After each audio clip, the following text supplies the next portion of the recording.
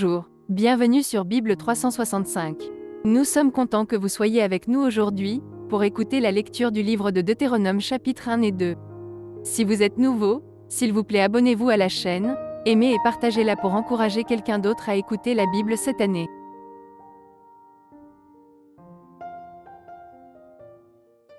Deutéronome, chapitre 1. Voici les paroles que Moïse adressa à tout Israël, de l'autre côté du Jourdain, dans le désert, dans la plaine, vis-à-vis de Suph, entre Paran, Tophel, Laban, Hatséroth et Dizahab. Il y a 11 journées depuis Horeb, par le chemin de la montagne de Séhir, jusqu'à Kadès-Barnéa. Dans la 40e année, au 11e mois, le premier du mois, Moïse parla aux enfants d'Israël selon tout ce que l'Éternel lui avait ordonné de leur dire. C'était après qu'il eut battu Sihon, roi des Amoréens, qui habitait à Hesbon, et Og, roi de Basan, qui habitait à Ashtaroth et à Édréi. De l'autre côté du Jourdain, dans le pays de Moab, Moïse commença à expliquer cette loi et dit : « L'Éternel, notre Dieu, nous a parlé à Horeb, en disant : Vous avez assez demeuré dans cette montagne. Tournez-vous et partez. Allez à la montagne des Amoréens et dans tout le voisinage, dans la plaine, sur la montagne, dans la vallée, dans le Midi, sur la côte de la mer, au pays des Cananéens et au Liban, jusqu'au grand fleuve, au fleuve d'Euphrate. Voyez, j'ai mis le pays devant vous.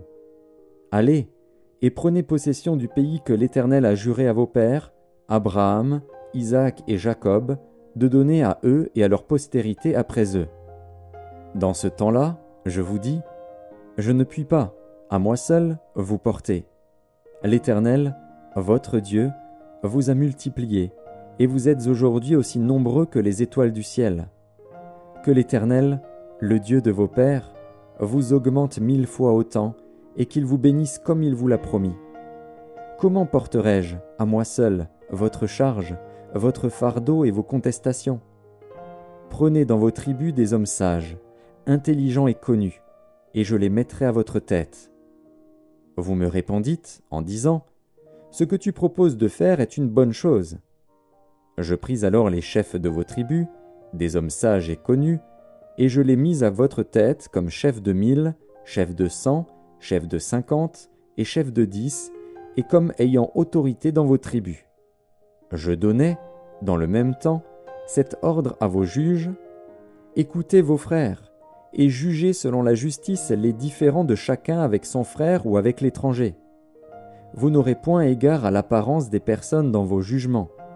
Vous écouterez le petit comme le grand, vous ne craindrez aucun homme, car c'est Dieu qui rend la justice. Et lorsque vous trouverez une cause trop difficile, vous la porterez devant moi, pour que je l'entende.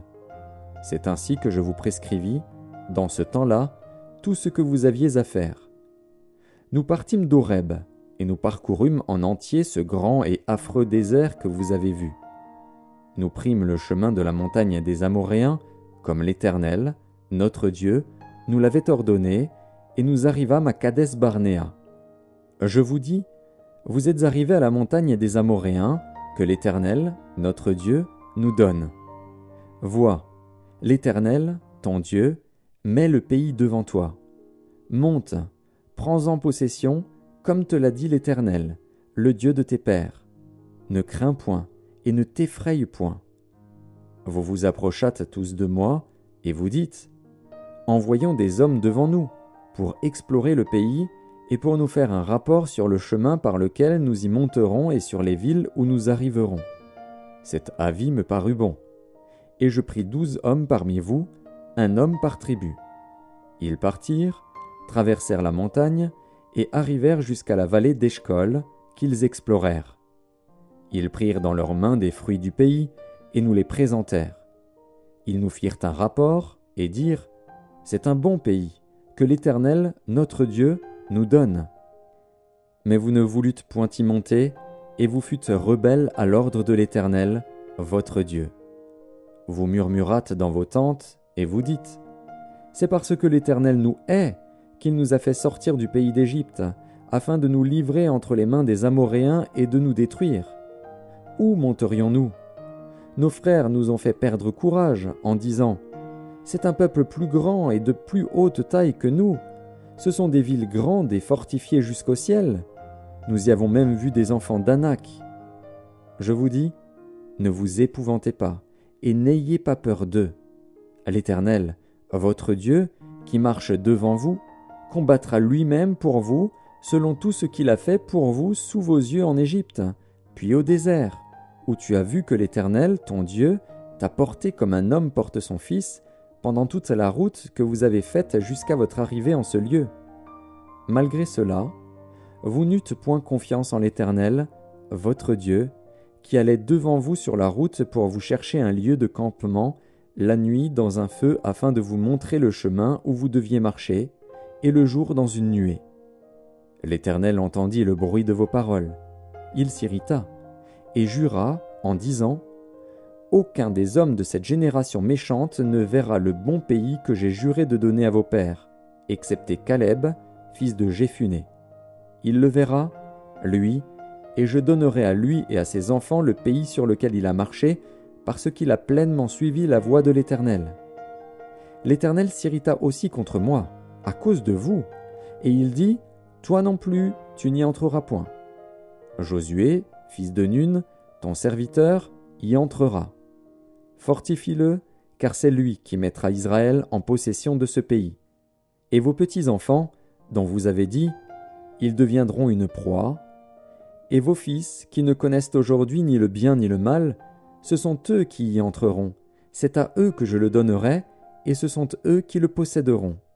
Mais vous, tournez-vous, et partez pour le désert, dans la direction de la mer Rouge. » Vous répondîtes, en me disant, « Nous avons péché contre l'Éternel. Nous monterons et nous combattrons, comme l'Éternel, notre Dieu, nous l'a ordonné. » Et vous ceignîtes chacun vos armes, et vous fîtes le projet téméraire de monter à la montagne. L'Éternel me dit, « Dis-leur, ne montez pas et ne combattez pas, car je ne suis pas au milieu de vous. Ne vous faites pas battre par vos ennemis. » Je vous parlais, mais vous n'écoutâtes point. Vous fûtes rebelles à l'ordre de l'Éternel, et vous montâtes audacieusement à la montagne. Alors les Amoréens, qui habitent cette montagne, sortirent à votre rencontre, et vous poursuivirent comme font les abeilles. Ils vous battirent en Séhir jusqu'à Horma. À votre retour, vous pleurâtes devant l'Éternel. Mais l'Éternel n'écouta point votre voix, et ne vous prêta point l'oreille. Vous restâtes à Kadès, où le temps que vous y avez passé fut de longue durée. Deutéronome, chapitre 2. Nous nous tournâmes, et nous partîmes pour le désert, par le chemin de la mer Rouge, comme l'Éternel me l'avait ordonné.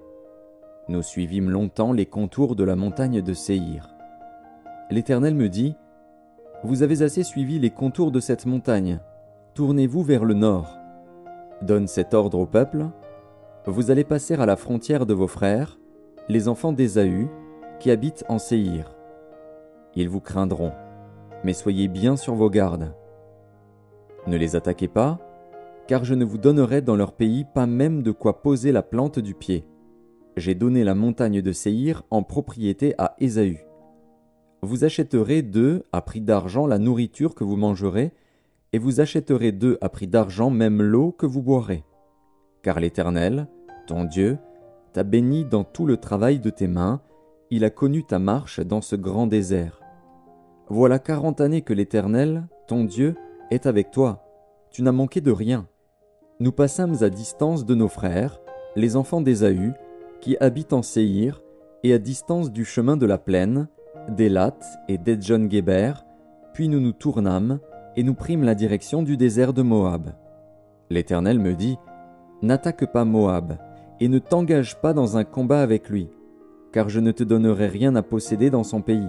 C'est aux enfants de Lot que j'ai donné Ar en propriété. » Les Émim y habitaient auparavant, c'était un peuple grand, nombreux et de haute taille, comme les Anakim.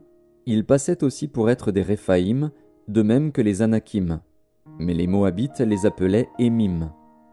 Séhir était habité autrefois par les Horiens. Les enfants d'Ésaü les chassèrent, les détruisirent devant eux et s'établirent à leur place, comme l'a fait Israël dans le pays qu'il possède et que l'Éternel lui a donné. Maintenant levez-vous et passez le torrent de Zéred. Nous passâmes le torrent de Zéred. Le temps que durèrent nos marches de Kadès-Barnéa au passage du torrent de Zéred fut de 38 ans, jusqu'à ce que toute la génération des hommes de guerre eût disparu du milieu du camp, comme l'Éternel le leur avait juré. La main de l'Éternel fut aussi sur eux pour les détruire du milieu du camp, jusqu'à ce qu'ils eussent disparu.